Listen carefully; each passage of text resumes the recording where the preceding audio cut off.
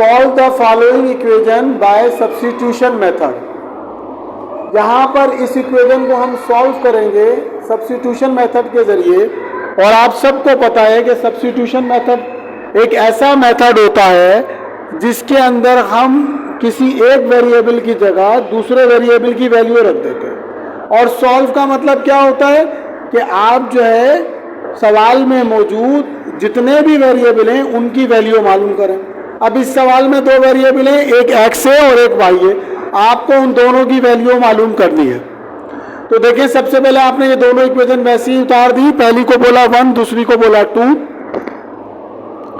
फिर 2 आसान थी, आपने 2 लिखा क्योंकि इसमें y के साथ कोफिशिएंट नहीं था, इसलिए 2 आपने बिकम्स कर ली और y को अलग कर दिया। माइनस का 2x उधर गया तो प्लस का 2x हो गया, तो 4 + 2x आ गया।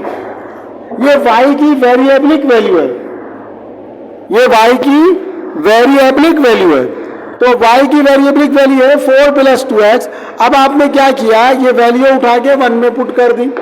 7x की जगह 7x, 3 की जगह 3, y की जगह y की वैल्यू इज इक्वल टू की जगह इज इक्वल टू 25 की जगह 25। अब 3 4 12, 3 2 6x, 7 और 6 13x और प्लस का 12 उधर गया तो माइनस का 12, 25 में से 12 गए 13, ये 13 इधर मल्टीप्लाई हो रहा था बेटा, वहां जाके क्या हो गया, डिवाइड हो गया। इस तरह हमारे पास x की वैल्यू आ गई।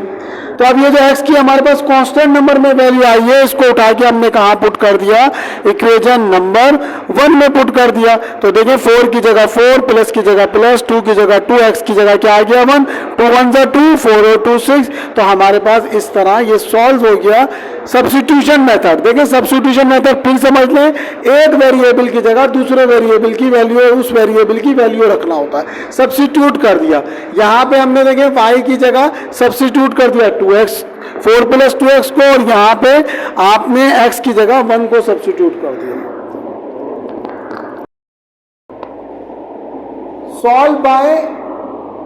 Solve the following equation by elimination method. तो लास्ट लेक्चर में हमने आपको सब्स्टिट्यूशन मेथड सिखाया था, इस लेक्चर के अंदर हम आपको एलिमिनेशन मेथड सिखा रहे हैं। तो एलिमिनेशन मेथड का भी पहला स्टेप वही सेम, पहले इन दोनों को 2 1 और 2 बोल दिया। एलिमिनेशन मेथड में हमें क्या होता है, दोनों में से किसी भी एक इक्वेशन के जो वेरिएबल का कोफिशिएंट है उसको सेम करना होता है।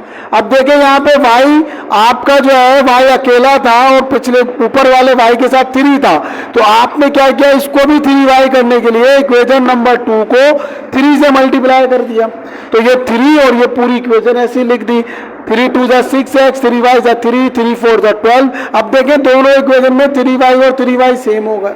अब अगर दोनों प्लस के हैं तो सब्ट्रैक्ट कर दो, अगर एक प्लस और एक माइनस का है तो उसको ऐड कर दो। यहाँ पे दोनों क्या है, प्लस के हैं, 3y और 3y दोनों प्लस के हैं, इसलिए मैंने क्या किया, subtracting equation number 3 from equation number 1 पहले लिखी और 3 बाद में लिखी। अब आपको पता है सब्ट्रैक्ट करते हैं तो नीचे वाली जो टर्म होती है हर टर्म अपना साइन बदल लेता है। जैसे कि आप देखें माइनस का 6 था, प्लस का 6x आ गया, प्लस का 3y था, माइनस का प्लस का 12 था, माइनस का 12 आ गया।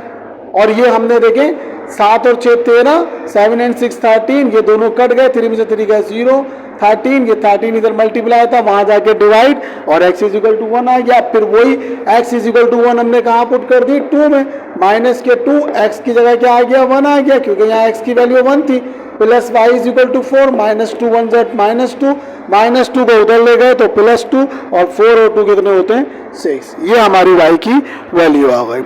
सही।